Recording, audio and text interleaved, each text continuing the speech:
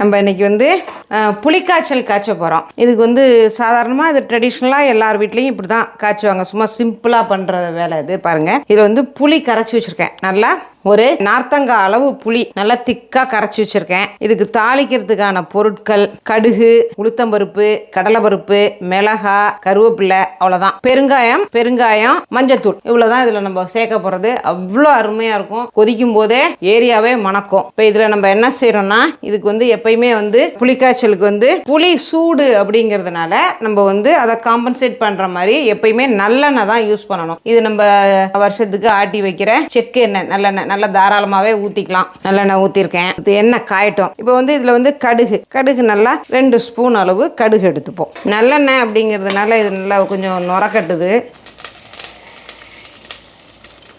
கடுகு போட்டோன்னே ஒரு சவுண்டு வருது. கடுகு பொரியிற இந்த டயத்தில் உளுத்தம்பருப்பு எப்பயுமே கருப்பு உளுத்தம்பருப்பு தான் போடணும். அதுதான் நல்லா தோலோட மணமாக இருக்கும். கடலைப்பருப்பு. இந்த புளிக்காய்ச்சலுக்கு காரம் வந்து நம்ம வேறு மசாலா எதுவுமே சேர்க்கறது கிடையாது. இந்த கிள்ளி போடுற இந்த மிளகாய் தான் இந்த புளிக்காய்ச்சலுக்கான காரத்தின் சோர்ஸ் தான். அதனால் மிளகாய் நல்லா கொஞ்சம் தாராளமாக போட்டுக்கலாம். அவங்கவுங்க காரத்துக்கு தகுந்த மாதிரி இந்த மிளகாயோட எண்ணிக்கை கூட குறைச்சல் போட்டுக்கணும். நான் ஒரு 15 மிளகாய் கிள்ளி வச்சுருந்தேன். இந்த மற்ற ஆயில் அப்படின்னா நமக்கு வந்து நல்லா தெரியும் டிரான்ஸ்பரண்ட்டாக. இது நல்லெண்ணெய் அப்படிங்கிறதுனால நுரையா வந்துட்டே இருக்கும். பருப்புலாம் நல்லா செவந்த பிறகு நம்ம வந்து பெருங்காயத்தையும் மஞ்சத்தூளையும் போடணும். இன்னும் கொஞ்சம் செவக்கணும். உளுத்தம்பருப்பு செவக்கணும். உளுந்து செவந்துருச்சு. இதில் வந்து இப்போ வந்து மஞ்சத்தூள், தேவையான அளவு மஞ்சத்தூள் போட்டுப்போம். இதில் பெருங்காயம், அடுத்தது கருவேப்பிலை,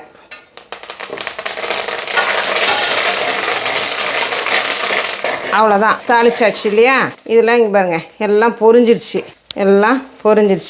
இப்போ இதில் புளி கரைச்சல் நல்லா திக்காக கொலன்னு கரைச்சி வச்சுக்கணும்.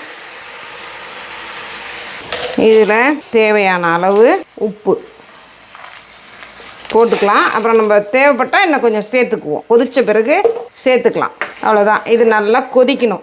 கொதித்து நம்ம இப்போ தாளித்தோம் இல்லையா அந்த எண்ணெய் பிரிஞ்சு அப்படி மேலே வரும். இது நல்லா கொலன்னு கெட்டியாகும். அது வரைக்கும் இது கொதிக்கணும். நம்ம இதுக்கு ஒரு மூடியை போட்டுட்டு நம்ம வேறு வேலை ஏதாவது இருந்துச்சுன்னா பார்த்துட்டு வரலாம். கொதித்ததுக்கப்புறம் காட்டுறேன். இவங்க நல்லா கொதிச்சிருச்சு.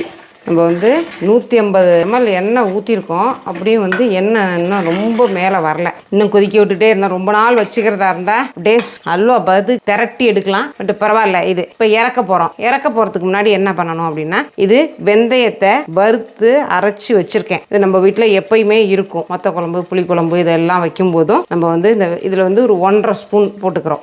ஏன் அப்படின்னா, புளி வந்து ஹீட்டு உஷ்ணம் இல்லையா, அதுக்காக நம்ம வெந்தய பொடி போடணும். வெந்தயம் குளிர்ச்சியை தரக்கூடாது இல்லையா, அதனால நம்ம அது வெந்தய பொடி போட்டுக்கணும். இதுல சுவைக்கு கொஞ்சம் வெல்லம், ஒரு அச்சு வெல்லம் நுணுக்கி வச்சிருக்கேன், அதையும் போட்டோம். மேம்பொடின்னு சொல்லி ஒரு பொடி தயார் பண்ணி வச்சுக்கலாம். கொஞ்சம் ஒரு 4 வத்த மிளகாய், 2 ஸ்பூன் தனியா, கொஞ்சமா மிளகு, இதை வந்து வெறும் வானலியில் வறுத்துட்டு பொடி பண்ணி வச்சுக்கணும். நம்ம சாதம் கிளறப்ப இந்த பொடி அப்படி மேலே தூவி நம்ம கிளறிக்கலாம். பட் நான் அதெல்லாம் ஒன்றும் செய்ய மாட்டேன், ரொம்ப ரிஸ்க் எடுக்க மாட்டேன். இதே வந்து சுவை வந்து பிரமாதமாக இருக்கும். புளிக்காய்ச்சல் ரெடி ஆயிடுச்சு. இப்படி தான் ஆயிடும். அப்படி கொதிக்குது இல்லையா, இப்படி கொதிக்கும் போது இப்படி வந்து இங்கே பாருங்க, மூடியிலெல்லாம் அடிச்சு இப்படி ஆயிடும். இது வந்து இன்னும் கொஞ்சம் நேரம் இருந்துச்சுன்னா அப்படியே வந்து எண்ணெய் மிதங்கி வரும். நம்ம நிறுத்திடலாம். அவ்வளோதான், புளிக்காய்ச்சல் ரெடி ஆயிடுச்சு. நீங்களும் புளிக்காய்ச்சல் எப்படி பண்ணுவீங்க? உங்களோட ரெசிபியில் வேற ஏதாவது சேஞ்சஸ் இருக்கா? வேற இன்னும் என்ன சேர்க்கலாம், என்ன ரெடியூஸ் பண்ணலாம் அப்படிங்கிறத எல்லாத்தையும் வந்து கமெண்ட்ல சொல்லுங்க. எல்லாரும் தெரியாத விஷயங்களை தெரிஞ்சுக்கலாம்.